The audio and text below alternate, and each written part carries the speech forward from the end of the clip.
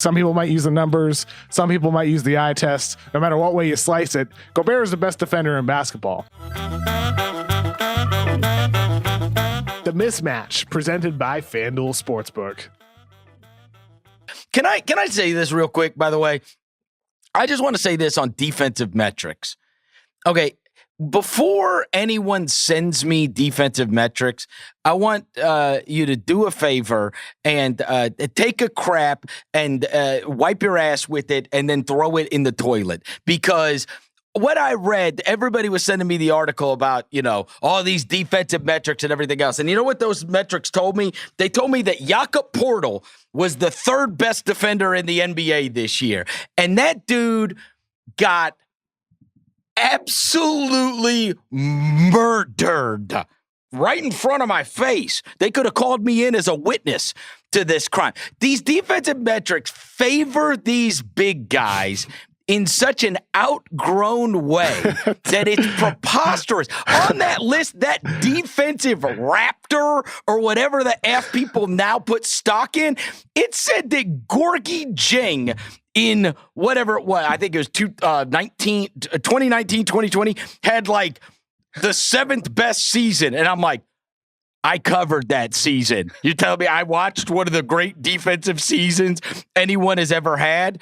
Like the drop coverage center that stands in front of the basket and swats stuff. For whatever reason, these metrics raise these guys up. Even if they're piles of crap, it raises them up to make you believe that they are this elite defensive player. You and I had this argument last year about the Brook Lopez stuff. And I'm like, give me a break. All of a sudden, unbelievably, Brook Lopez this season turned into, last season he was Bill Russell, and the metrics all supported Bill Russell, and people were sending me the crap all the time. This year, unbelievably, he turned back into the player he's been his whole life. So for the one, there needs to be a 30 for 30 or maybe an oral history. Somebody at the Ringer, do an oral history on how Brook Lopez became Bill Russell for 1 year and then went back to being the same defender he's always been. But the fact that we can just stand guys in front of the basket and all of a sudden the metrics will tell you that they have had this massive defensive impact. I hope everybody watched that play-in game with Jakob friggin' Poeltl. And people repeat how great defensively he's been. Dude, if they played, Jonas Valanciunas could have had 50 and 50 against this dude. It was ridiculous. And I am led to believe that there's a metric out there that says that guy had the third best defensive season. Bro, take these defensive metrics and throw them in the river. They are trash, absolute trash. And I hope people watch that game and you tell me that that's the third best defensive guy or that's what that those numbers make some sense to you. Because that's just a big stiff that stands in front of the basket like the rest of them now. I'm done. Okay. I couldn't take it. For those same people that you shouted out, please save this clip for in a couple of years from now when you're stating those metrics in favor why Jaren Jackson Jr. should be a Defensive Player of the Year candidate. No way. No way. You're never going to hear that from me.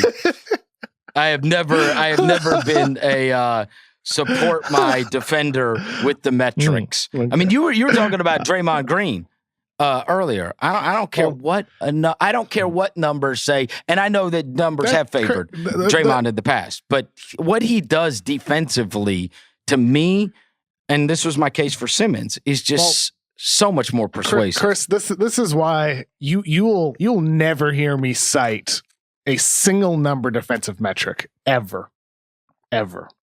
I just won't. I just don't think defense can be, at least as of now with the data that's being used, I don't think defense can be accurately quantified.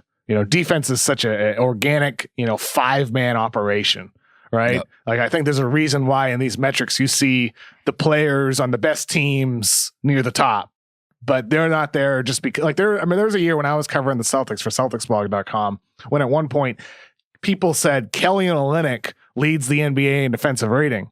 Right. But like the actual proper way to look at these metrics is the Celtics lead the defensive rating when Kelly Olynyk is on the floor.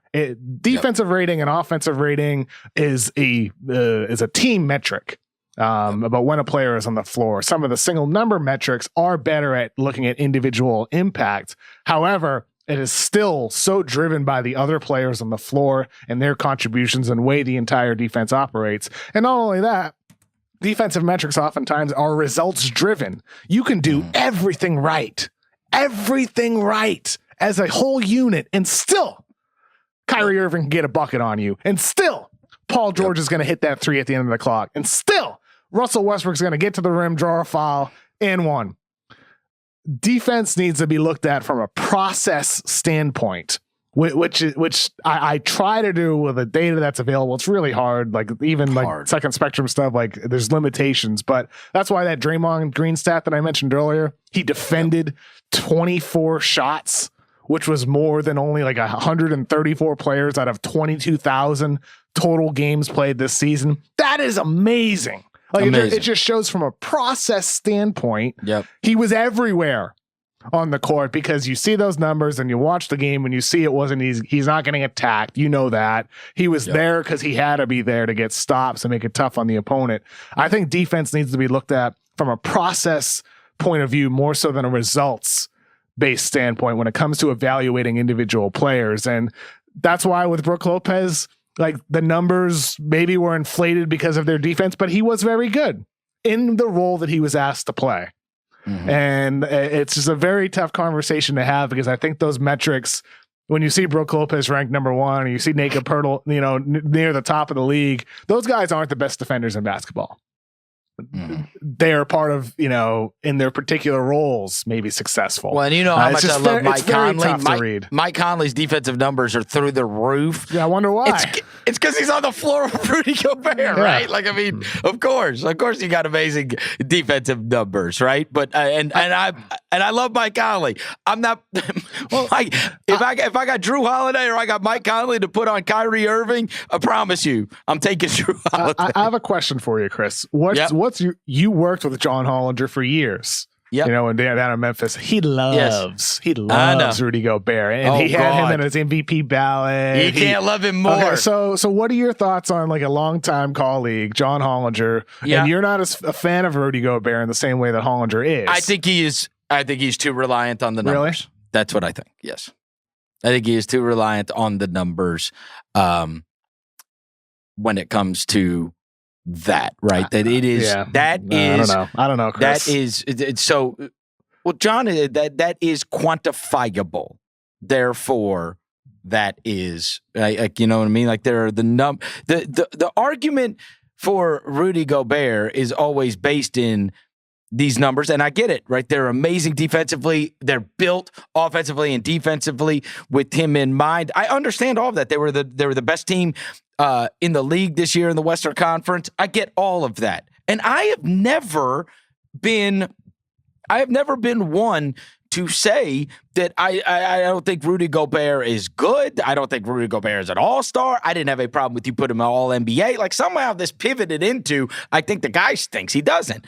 I'm only saying that when you are asked, I am resentful of the big guy that stands in front of the basket and doesn't come away from the basket, and don't send me the YouTube clip of him guarding pick and rolls. If you want to pull up a YouTube clip, watch the YouTube clip of Jamal Murray's 50-point game against them last year and Nikola Jokic setting a screen at the top and Rudy's, he's inside the paint. That's how their defense is. That's what what he's supposed to be doing, right? Pivoting back in and out. But I just don't think that takes the same level of defensive chops, in my opinion, that many of the perimeter-based guys who numbers will never back up. You just can't. You can't find the numbers that are going to back up the amazing perimeter defenders in the same manner. The thing is what makes Gobert special is the fact that he's one of the few guys in basketball who, when he drops on the pick and roll, he can, because he's so long and so nimble, he can both affect that shot, that mid-range shot, or the pull-up three, but also protect against the rim runner rolling down the lane. And because he's so impactful in both of those ways, Utah's off-ball help defenders like Joe Ingles in the corner or Bojan Bogdanovic or Mike Conley don't have to help off as much. And wait, let me finish. When you don't have to help off as much, that means in those situations, those passes aren't available to wide open spot up 3-point shooters. The being able to attack the basket, Gobert is a deterrent. Don't have those driving kicks quite as much. That is why the Utah Jazz are a dominant defense, is because of Gobert. He is the best defender in basketball. He is the most impactful defender in basketball. He is. And like some people might use the numbers, some people might use the eye test. No matter what way you slice it, Gobert is the best defender in basketball. No, get the hell out of my face. I will say, if you have your way and the Warriors win, Draymond Green running out there to set that screen for Steph Curry, that'd be a hell of a thing to watch. I'll tell you what, I look forward to watching it. I really do. That would be a hell of a thing to watch. I do. Yeah, you think Rudy's going to run out there? I think you're going to see the Utah Jazz win the series. No, but I mean, you think you're going to have Rudy running out there? I think you're going to see Rudy Gobert make an impact. He does more than just drop. I mean, he's gotten better since we saw Steph Curry put him in the spin cycle years ago. He's better on switches than he was before. He's better at stepping out at the perimeter than he was before. He's improved as a defender ever since those highlights go viral and people make fun of him and it creates this false reputation of who he is as a player. He's better than that. And I look forward to seeing him prove that in Utah's playoff run in the weeks ahead. Yep. I saw that one with Devin Booker a week ago.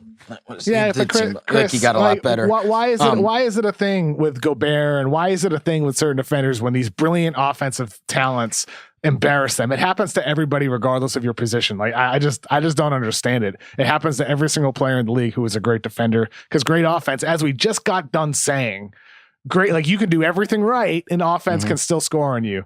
Offense can still embarrass you. It's just the way the game is. If on a local playground near your house, it's the same on an NBA floor. Offense has an advantage, and it always will.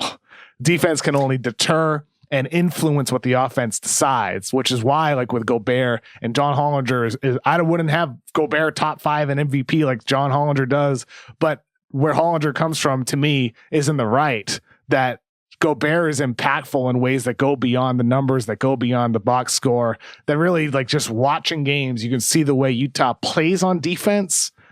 And it's because of Rudy Gobert. They're dominant because of him. They can play a certain way because of him. And to me, like, I think personally, like, I understand like why people prefer other types of defenders. I get preferring a Ben Simmons type. I love watching Ben Simmons play defense, but the rim protection that Gobert provides changes everything on your team.